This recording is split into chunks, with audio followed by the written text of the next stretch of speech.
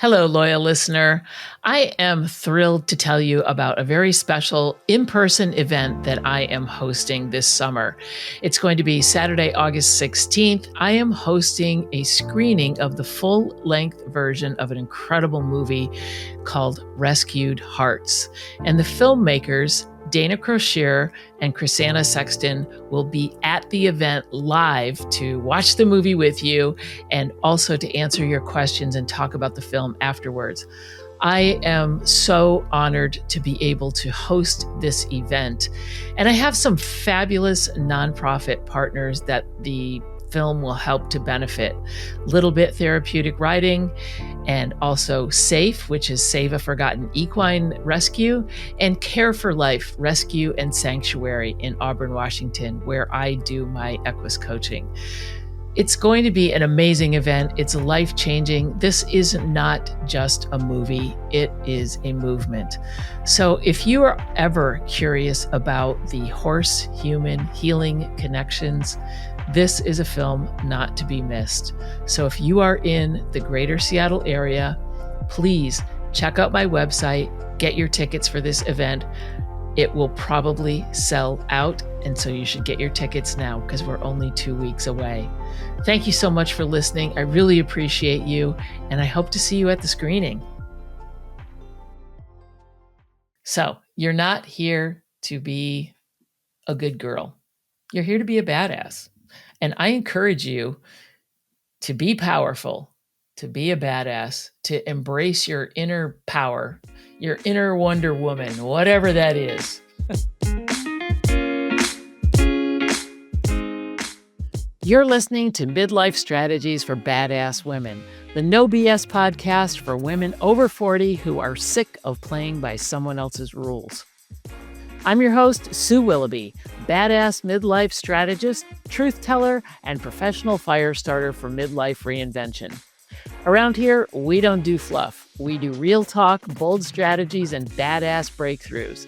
Because midlife isn't a crisis, it's your damn power move. If you're all in, unapologetic, and ready to reinvent, let's get started.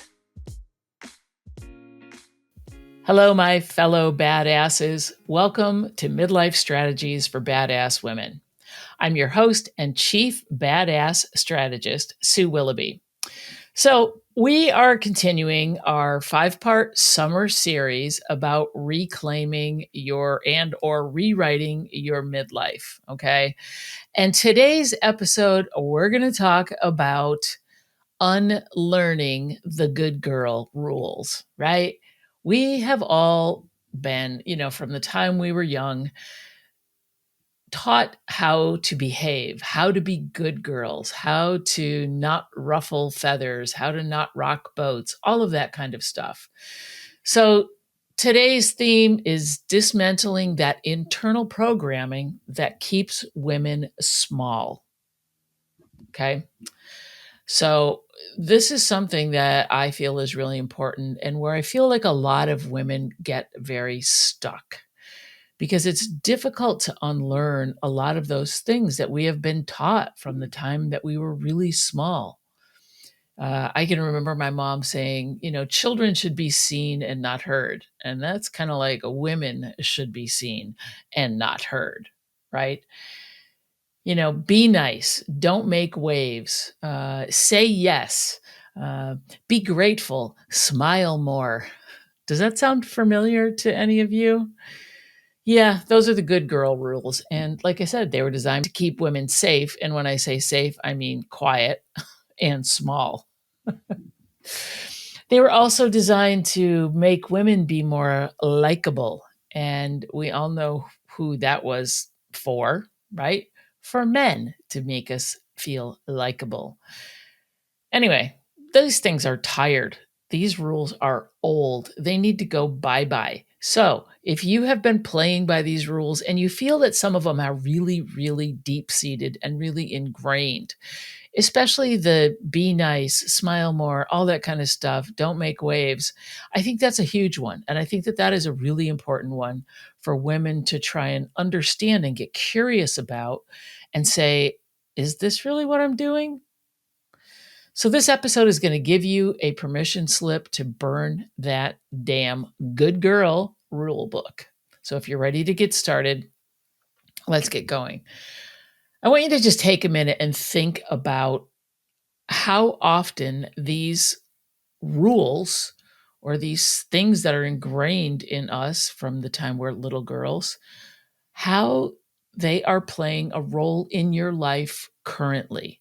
So take a minute and just think about that, right? What kind of cultural conditioning, family systems, religion, patriarchy, all of these things are just often reinforced with praise for being easygoing and helpful and selfless and good girls, right? There's a lot of like pats on the back that we get from playing by these rules. How do they show up now is what I'm talking about. Do you find yourself like over apologizing?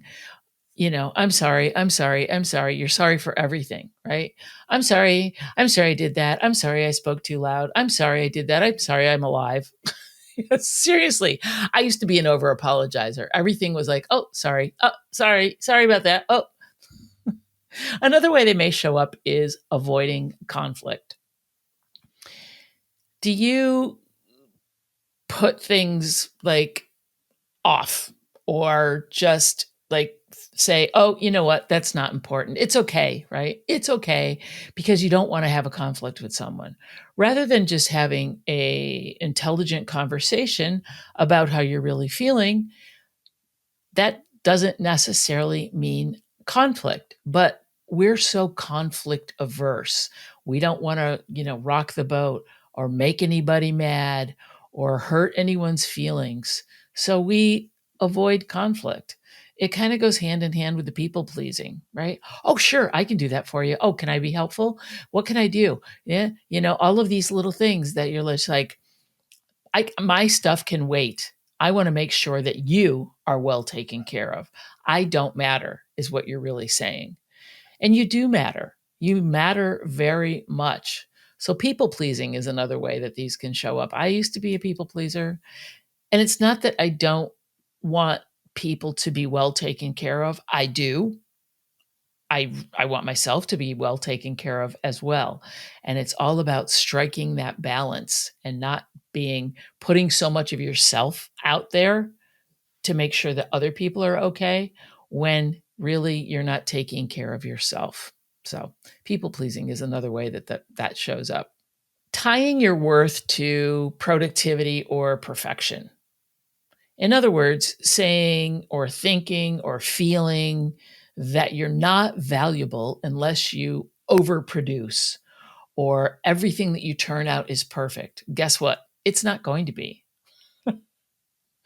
There is no such thing as perfection. And I think you may have already figured that out along the way. But still, we strive to be the most productive person on the team or have our work be the best so that we get the most recognition. It's not about recognition, even. It's just about showing our worth and proving to other people that we are worthy and that we are valuable when really the only person that matters is you. It matters that you feel worthy and that you feel like you're showing up as your best self and that you are being productive to the best of your ability and that you feel good about the things that you're producing. It's not about getting approval from everyone else. And that's a tough one. So I'm pretty sure that you have a sense of what these rules are. Well, now that you know and you kind of have a sense of how they're showing up for you, because we all know, right? We're all really aware of how these things show up and when they do, but we continue to enforce them. So, how can we flip the script on this, right? And find out what it really looks like to break the rules and how it really feels and what we can do to feel good about ourselves when we do break the rules. Once again, saying no without a 30-page dissertation to justify that no, right? No is a complete sentence. No does not have to be a novel. No does not have to be a mini series. It's just no. Thank you. You can say something like, I wish I could help you, but I don't have the bandwidth right now. You're not being mean. You're not pushing someone away. I think that's what we're afraid of. We're like, if I say no, they'll never ask me again. Well, maybe that's a good thing. Okay. So think about that. Hello, my beautiful badass. I hope you're enjoying my summer solo series about reclaiming your midlife. If this has gotten you wondering about, wow, yeah, I really do need to do something here, and I'm a people pleaser and I just don't know how to get out of it, sign up for my newsletter. I offer a lot of tips weekly. It comes out on Thursdays. And if you're ready to rock and roll, just book a curiosity call. It's not a coaching call, it's not a sales call. It's just a, hey, this is what's going on with me. What the heck can I do about it? Kind of a call. I'd love to chat with you and help you on your journey and guide you down the path, whatever that path may be. So connect with me through my newsletter. You can also follow me on Instagram, Sue_Willoughby, or just go to my website, check out some of my coaching stuff. And I look forward to hearing from you. Have a great summer. Hello, you beautiful badass. Hey, are you curious about some of this mysterious work that I do with horses and coaching? Well, if you are, and if you're in the Seattle area, you are in luck. On August 9th, which is a Saturday, we will be having a Equus coaching demo day. It's going to be located in Auburn, Washington at the Care for Life Equine Rescue. It will be from 10 a.m. till 1 p.m. with my co-facilitator, Travis Stock. And for a mere $25, you can experience the profound power of Equus coaching in action. It's really incredible. You will join us for a live demonstration where humans and horses come together for healing, insight, and transformation. This isn't just a show. It's a powerful glimpse into what's possible when you learn to quiet the noise and listen deeply and reconnect with your truth. So, whether you're curious about Equus coaching or considering deeper personal work, or simply just want to witness the magic in this 2-hour session, it will leave you grounded and inspired, I can guarantee. So, check out the link in the show notes and go to my website, www.willoughbycoaching.com/events, and sign up for the event. This is Saturday, August 9th, and I hope to see you there. Choose your peace over approval. Being direct, even if it ruffles a few feathers, right, is not in the long run really going to hurt anyone. And when you're ruffling feathers, you're really kind of just ruffling their ego a little bit. Like, how dare this person say no to me? Hey, it's my right to do that. It's my right to say no. I'm looking after myself. So those types of things that, when you feel like if someone makes a request of you or something else, or you feel like you have to do something to make someone else feel good, that's when it's time to break one of those rules. Take a deep breath and be like, okay, yeah, no, this is not something that I want to do. Because if you agree to it, odds are down the road, you're going to resent that person or resent that thing and not going to want to do it and either do a crappy job or just feel shitty about whatever it is. And it's just going to leave you an icky feeling. So if you just say, you know what, this is not a good fit for me. Okay, no, thank you. I'm good, right? There's been many, many times in my life where, I have agreed to do something or help somebody out or said, yeah, I'll go to that event. And then it gets a little bit closer. And I'm like, I don't want to go to that event. I don't want to do that thing. I don't want to commit at that level to whatever that thing was that I committed to. And I start feeling kind of icky in my body. I I feel uncomfortable. I may get like knots in my stomach. I feel stressed out because now I've already been committed, right, to this thing. And I didn't say no because I didn't want to hurt somebody's feelings. And now I just feel icky about it. And in the long run, it's going to leave a bad taste in my mouth. And like I said, I'm not going to have a great attitude when this thing happens. So I just, when you start thinking, oh man, I wish I had said no. Yeah, you probably should have. You probably should have taken care of yourself, taken a minute, and then it may cause a minute little blip, but it's better than the big tsunami that it's going to cause later on down the road. So a tiny ripple is better than a tsunami. So remember that. When I have set boundaries, which I've gotten much, much better about, and, if someone's come to me with a request, I'll say, I'll really think about it. If it's something that I want to do, I'll figure out a way to make it happen. If it's something that I'm doing because I feel like I have to or I should out of some sort of weird obligation that I've created in my head, then I do take a step back and say, you know what? I don't think I should do this. And then when I do, I feel lighter. I feel better. And I can say no. I can say, no, thank you. I can't do this right now. Maybe in the future I'd be able to help you, but not right now. My plate is full or whatever. And I feel better. And the person feels better too, because I'm not making some false promise that I don't want to uphold in the first place.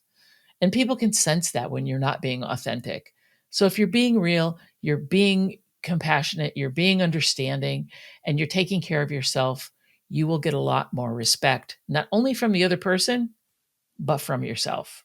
You will have more respect for yourself. It becomes easier. And I'm not saying just say no to people for no reason. Just don't say no, no, no, no, no, no, no. Because that's not quite the right answer either. But do take a moment to weigh what's really going on and how you feel about it in your gut. Go into your body for a minute. How does your body feel? Does that, like, when that request came, where you're like, ugh, ugh, that feels weird. I don't want to do that. Okay, don't. Just don't. Because if it makes you feel icky, it's not going to be a good thing. I think you get the message there. And of course I always have to bring the horses in here because horses take care of themselves first and foremost, right? They just do. And if another horse is trying to push them off something or whatever, or comes over and tries to invade their space, you'll see the horse that was there first give the other horse a very clear message. It may be a turn and a bite. It may be pinned ears and a little bit of a kick or something else. The other horse is going to get the message. Now, I'm not saying that you're going to pin your ears and bite somebody. That's not what I'm saying. But horses take care of themselves always because that's how they survive, right? They are assessing their surroundings constantly. Is this good for me? Do I feel safe here? Or do I want to go over here where I feel better? Right? Is there something that might cause me danger here, make me feel bad? Whatever. I mean, they're prey animals, so they're always looking out for their best interest, their safest interest, right? Whatever it is that's going to make them feel comfortable and safe and survive, basically. So think about that. Put yourself in the horse's position for a minute and be like, is this a good, healthy choice for me?